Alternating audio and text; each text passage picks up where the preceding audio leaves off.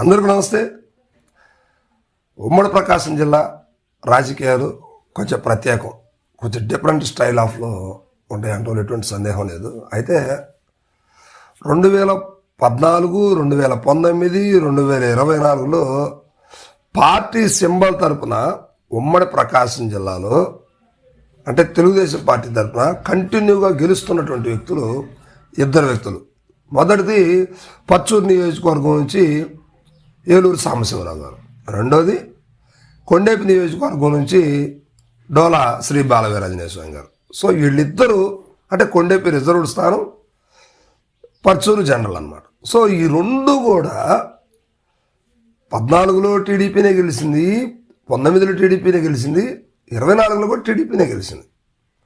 ఎందుకంటే ఇక్కడ తెలుగుదేశం పార్టీకి బలమైనటువంటి అభ్యర్థులతో పాటు బలమైనటువంటి సామాజిక వర్గాలు, అక్కడ తెలుగుదేశం పార్టీ కేడర్ కూడా బలంగా ఉందని అర్థమవుతుంది.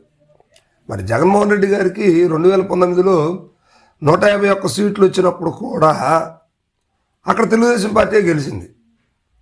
సరే, మెజార్టీ విషయాలను పక్కన పెడితే గెలుపు అనేది చాలా సునాయాసంగా జరిగింది వాళ్ళకి. అలాంటప్పుడు ఇప్పుడు అక్కడ వైఎస్ఆర్సీపీ ఎలాంటి యాక్టివిటీ చేస్తుంది అనే అంశాల మీద మనం ఒకసారి ఆలోచిస్తే, ప్రస్తుతం మనం ఈరోజు పచ్చూరు నియోజకవర్గం గురించి ఒకసారి ఆలోచిస్తే, పచ్చూరులో వైఎస్ఆర్సీపీ పరిస్థితి చతికిల బండి పరిస్థితి. ఎందుకంటే ఇక్కడ 3 దఫాలుగా వైసీపీ చేయనటువంటి ప్రయోగాలు లేరు. అసలు నాకు తెలిసి ఆంధ్రప్రదేశ్లో పచ్చూరులో వైసీపీ మార్చినంత మంది ఇన్ఛార్జీలని ఇంకెక్కడా మార్చలేదు. బహుశా టీడీపీకి ఇలాంటి పరిస్థితి వచ్చి ఉండదు నాకు తెలిసి.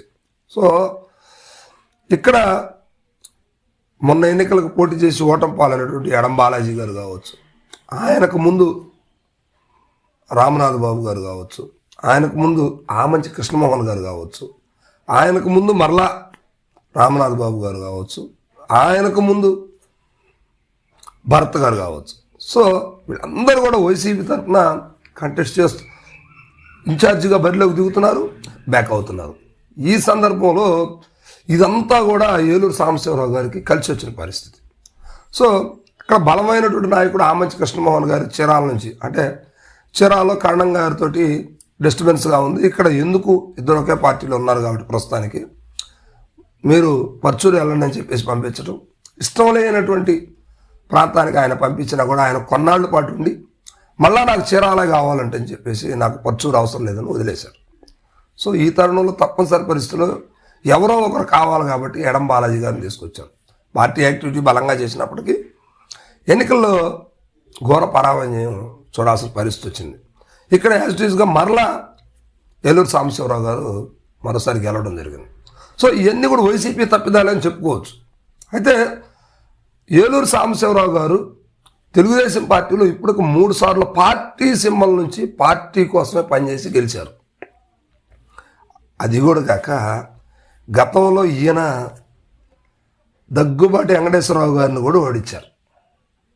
ఇందాక మనం చెప్పుకున్నాం కదా, చాలామంది ఇన్ఛార్జీలు మార్చారని. ఇన్ఛార్జీలు ఒకళ్ళు ఉంటారు, క్యాండిడేట్గా మరొకళ్ళని సెలెక్ట్ చేస్తారు. 2019 ఎన్నికల్లో దగ్గుబాటి వెంకటేశ్వరరావు గారికి టికెట్ ఇచ్చారు. అప్పుడు దాకా రామనాథ్ బాబు గారు అక్కడ ఉన్నారు. ఆయన పక్కన పెట్టేసి ఈయన పెద్ద నాయకుడు, గతంలో ఓటమి ఎరుగున్న నాయకుడు, కొన్నాళ్ళు రాజకీయ గ్యాప్ తర్వాత ఈయనకి ఖచ్చితంగా పచ్చూరులో మళ్ళీ ప్రజలు ఆదరిస్తారంటూ ఆయన తీసుకొచ్చేసి వైసీపీ తరఫున పచ్చూరు నుంచి కంటెస్ట్ చేయించారు. దారుణంగా ఓటమి పాలయ్యారు. సో ఇప్పుడు వాళ్ళిద్దరూ ఏలూరు సాంబశివరావు గారు కావచ్చు, లేదా దగ్గుబాటి వెంకటేశ్వరరావు గారు కావచ్చు, ఇప్పుడు అంతా ఒకే పార్టీలో ఉన్నారు, మళ్ళీ కలిశారు, బాగానే ఉన్నారు. సో కానీ నాటి పరిస్థితులు అలా ఉన్నాయి. ఇలాంటి తరుణంలో దగ్గుబాటి గారిని మాజీ మంత్రివర్యులు ఎన్టీ రామారావు గారి అల్లుడు, అలాంటి వ్యక్తిని కూడా ఓడించినటువంటి ఏలూరు సాంబశివరావు గారికి మంత్రి పదవి ఎందుకు ఇవ్వలేకపోయింది కూటమి ప్రభుత్వం?